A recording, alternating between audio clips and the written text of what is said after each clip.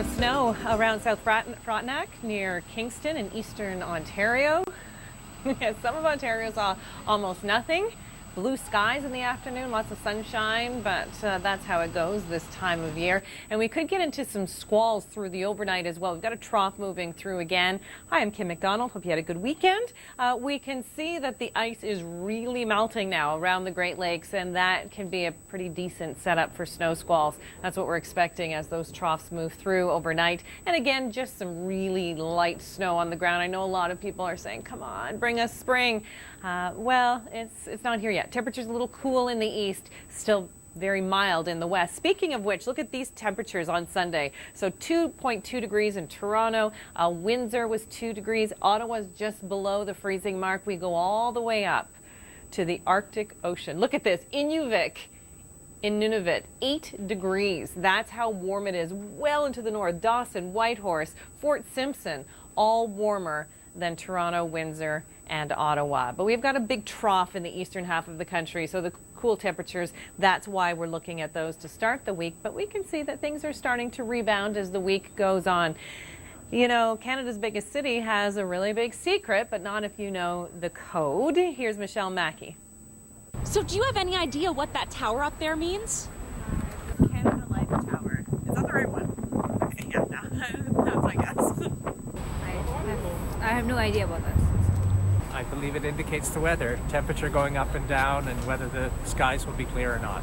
Long before the age of the Weather Network app, there was a different way to get your daily forecast. This weather beacon on top of the Canada Life building in downtown Toronto. Since the 1950s, the beacon has been providing the Toronto forecast through a series of light and color patterns. Here's the code. Flashing red, rain. Flashing white, snow. Solid red, cloudy. Solid green, clear. The strip of lights running vertically along the tower display the temperature story. When the lights do nothing, steady temperature. Shooting up, the city is warming. Shooting down, Toronto is cooling. While this is the oldest weather beacon in Canada, it's not the only one in the world. Try the famous weather beacon barometer atop Westpac Place in Sydney, Australia, or the Tempozan Ferris wheel in Osaka, Japan. And of course, we can't forget about the classic weather forecasting rock found anywhere with a little sense of humor. For the Weather Network, I'm Michelle Mackey. Little asterisks on Inuvik, Northwest Territories. I may have said Nunavut earlier. Okay, so 7-day forecast in Toronto looks like this. Temperatures get back to seasonal. It's not looking all that bad. You should see a lot of green on the beacon with those clear skies coming. Temperatures are on the rise, so it's been very, very warm in the west. We'll talk about spring on the way to the east with Kelly Sonnenberg coming up. You're watching Canada's Weather Network. To help you plan your activities in the coming days, here are the short and long-term forecasts for your area.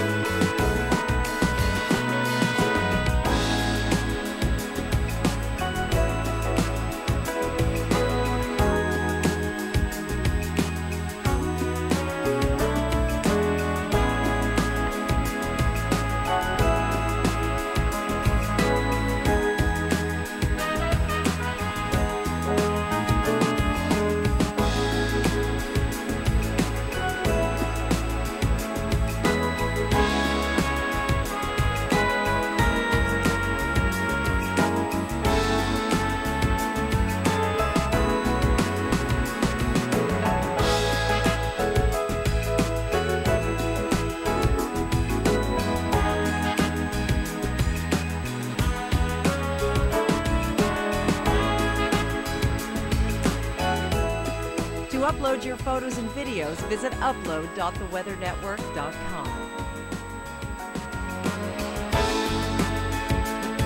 Go to theweathernetwork.com for an in-depth analysis on the science behind the forecast.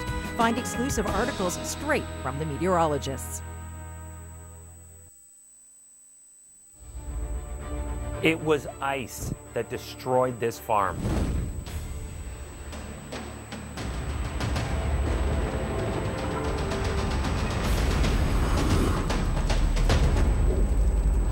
We've got some real weather stories coming up here. First, flash floods killed dozens of people in the Jayapura district of Indonesia's eastern province of Papua earlier this past weekend. Over 50 people were killed in the town of Sentani. Thousands of others had to flee their homes because of the flooding. A male whale has died from ingesting too much plastic. The museum team who performed the operation to find this out said it's the most plastic group has ever seen in a whale. Inside his belly were 16 rice bags, 4 banana bags, and several shopping bags. Back to Nebraska, where ice jams have been causing major flooding in several communities near the Iowa-Nebraska border. Machinery, hay tools, livestock, and other items were completely washed away, and the farmhouse destroyed by chunks of ice. This Traveler's Report is brought to you by Expedia. Everything you need to go.